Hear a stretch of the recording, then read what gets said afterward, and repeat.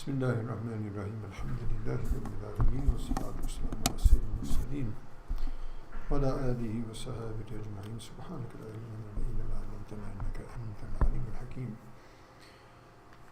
سبحانك لا فهم لنا إذا ما فهمتنا إنك أنت الجواد الكريم قل رب زدني علما. قال المصنف رحمه الله تعالى ونفعنا بعلومه في الدارين. قال عن أبي سعيد الخدري رضي الله عنه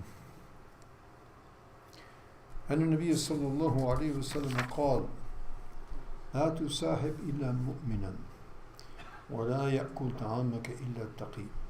رواه أبو داود والترمذي بإسناد لا بأس به.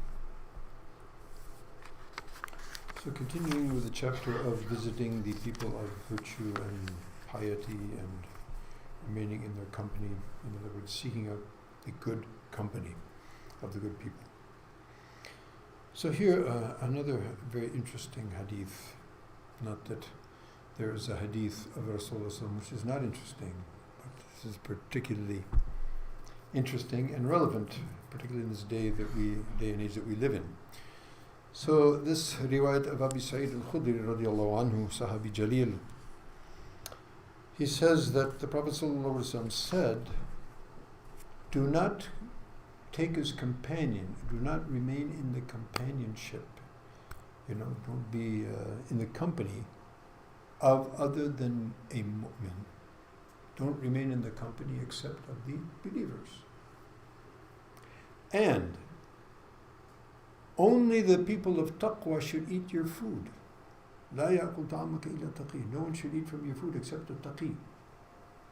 So I think the first is pretty self-evident.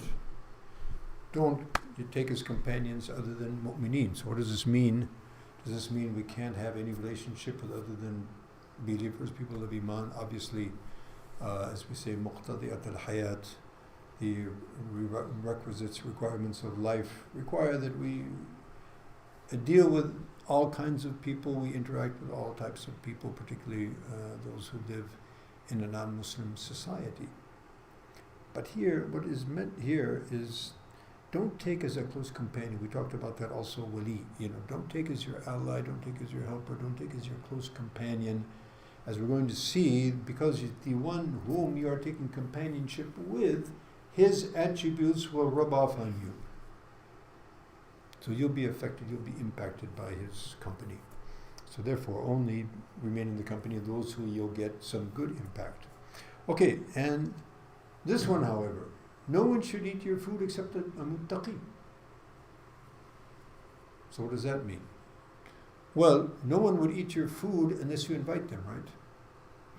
I mean, people are not just going to barge into your house and start eating your food, right? You're going to invite them. So who would you invite to your house? Again, this goes with the same meaning. You want to remain in the companionship and the company of the good people. So when you have a social event like food in your house, and you want people in your house who are the people of taqwa, so that you will get a good impact from them, and your household will also have a good impact. We don't want the ominous presence of people who are not God-fearing, who are not muttaqis.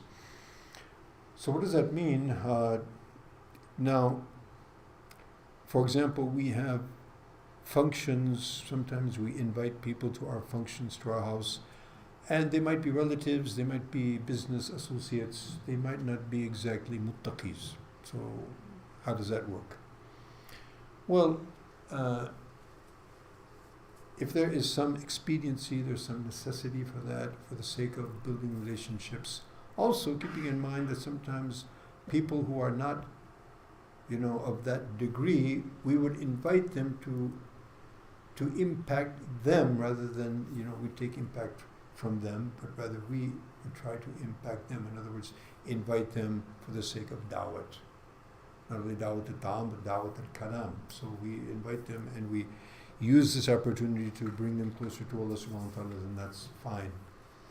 Also, as I mentioned, for the sake of relations, to keep relations intact, that we need to keep intact, etc. However, this shouldn't be the general habit or the general pattern that we follow. Generally, we would want to be in the company and partaking of food. And it also infers, as the ulama say, we don't go out of our way to do nice things or to give extra kindness to the people who are not muttaqis. We're supposed to be actually giving them sort of a cold shoulder in the effect, or in the hopes that they would it would be a wake-up call for them. So we're not supposed to extend help or unnecessarily extend assistance towards the bad people, the people who are not the people of the qualities of Iman. So anyway, there's a long discussion on that, and living in the context that we live, we have to use our discretion in a lot of instances, and in that case, everyone will be his own mujtahid in these instances. Allah give us the tawfiq to follow the instructions of His Prophet ﷺ with wisdom and insight.